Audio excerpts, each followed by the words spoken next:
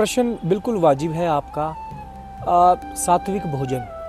अच्छा, बड़े बड़े संत महात्मा या ऋषि मुनि आपको बड़ा ही शुद्ध सात्विक सा भोजन करते हुए नजर आएंगे। ऐसा क्यों? क्या खाने पे पाबंदी है? क्या खाना खाने से आपकी साधना में कोई विघ्न आ जाएगा? क्या आपको शुद्ध सात्विक आहार लेना चाहिए? बड़ा ही साइंटिफिक रीज़न है। आजकल तो डॉक्टर्स भी बोलते हैं कि नॉन वेज मत खाइए जी, आपकी सेहत के लिए अच्छा नहीं है। अच्छा, जो जंक फूड खा रहे हैं डॉक्टर्स उनको बोलते हैं इसे छोड़ दीजिए, आप ठीक हो जाएंगे। इसका आंसर तो डॉक्टर्स ही दे रहे हैं, मैं भी इसका आंसर क्यों दूं? ज्यों ही आपने जंक फूड छोड़ा, ज्यों ही आपने वो चीज़ें खानी छोड़ी जो कि प्राकृतिक नहीं है, आपकी लाइफ में बदलाव आना शुरू होता है। आप एक मेरा प्रयोग जरूर संपन्न करके देखिए, अपनी लाइफ में इसे उतार कर देखिए। आपको बीपी हो, शुगर हो, या आपको कोई भी हड्डियों से रिलेटेड प्रॉब्लम हो, मांसपेशियों की दिक्कत हो, अपने खान पान को बदलिए। आप इतना अच्छा तगड़ा रिजल्ट फील करते हैं विद इन 1 वीक। 1 हफ्ते के अंदर अंदर आपको अगर मोटापा है वो भी ठीक हो जाता है। बीपी में आप देखेंगे कि कटौती हो गई है, धीरे धीरे बीपी की दवाई तक छूट गई लोगों की, अगर हम खान पान ठीक करते हैं। ये हमारा खान पान है जो कि सदियों से, दशकों से बिगड़ता आया है।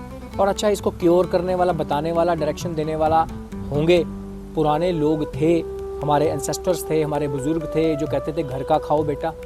मैं अभी हिमाचल में एक गांव है, वहाँ पे मैंने विज़िट किया। मेन रोड से उनका घर 5 किलोमीटर है।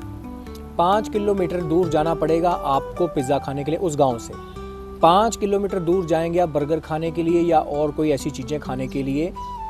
अब वो लोग क्या करते हैं, मैंने उनसे पूछा, उनके बच्चों का मन नहीं करता पिज़्ज़ा खाने का, बर्गर खाने का, ये जो आजकल जंक फूड चल रहा है। वो कहते हैं जी पूरा करता है। मैंने कहा जी फिर कैसे आप पूरा करते हैं उस अपनी विश को कि हमने ये खाना है? क्योंकि वहाँ पे आपका ब्लिंकिट नहीं आ रहा है, वहाँ पे आपका कोई भी ऐसे सोर्सेज नहीं है कि आपके घर में दरवाजे पे आकर के आपको दे के जा रहे हैं खाने पीने का सामान। तो आप कैसे जाते हैं, कैसे मंगवाते हैं बाहर का? वो कहते जी हम महीने में 1 आध बार या 2 महीने में 1 आध बार हम जाते हैं, अपनी इच्छा को वहाँ पूरी कराते हैं, खा पी लेते हैं। और मेरे ख्याल से 1 या 2 महीने में अगर आप ऐसी चीज़ खा रहे हैं तो शायद आपको बीमार नहीं करती। लेकिन आप डेली रूटीन पे, एक्सेसिबिलिटी हम शहरों में है, इजीली कुछ भी खा पी रहे हैं, तो सेहत तो है, फिजिकल एक्टिविटी नहीं है। हमने जो खाया है उसको पचाने की जो प्रक्रियाएँ हैं, हमको खेती बाड़ी या कुछ करने वाले ऐसे एग्रीकल्चरिस्ट लोग नहीं हैं, है ना। तो हम तो घर में खा रहे हैं, शायद वो सोकर पचा रहे हैं, तो ऐसा नहीं चलता है। आप अगर डबल मेहनत करते हैं, खून पसीना अपना पूरा एक करते हैं, जैसे किसान खेत में लगा हुआ हो, उसे आप जो मर्जी खिला दीजिए वो हो जाएगा। संत महात्मा भी साधनाओं में विघ्न ना पड़े, हम उनकी पूजा अर्चना में, क्योंकि एक कहावत है पुरानी, आपने सुनी होगी, जैसा अन्न होगा वैसा आपका मन हो जाता है। और ये 100% है। और जैसा मन होगा आपका तन भी फिर वैसा ही होगा। आलस्य से भरा हुआ मन है तो आपको वो वॉक के लिए इंस्पायर्ड नहीं कर सकता, साधनाओं के लिए इंस्पायर्ड नहीं कर सकता।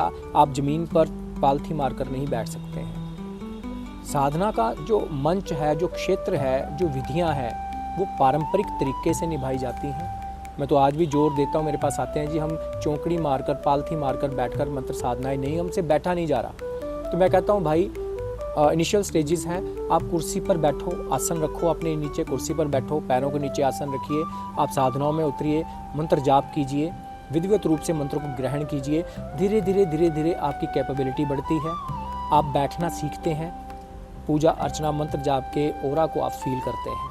और धीरे धीरे आप, एक दिन ऐसा आता है, कई साधक हैं जो पहले बैठ नहीं पाते थे, आज वो ज़मीन पर बैठकर आसन लगाते हैं, ध्यानस्थ होते हैं और अपनी अनुभवों को साकार करते हैं।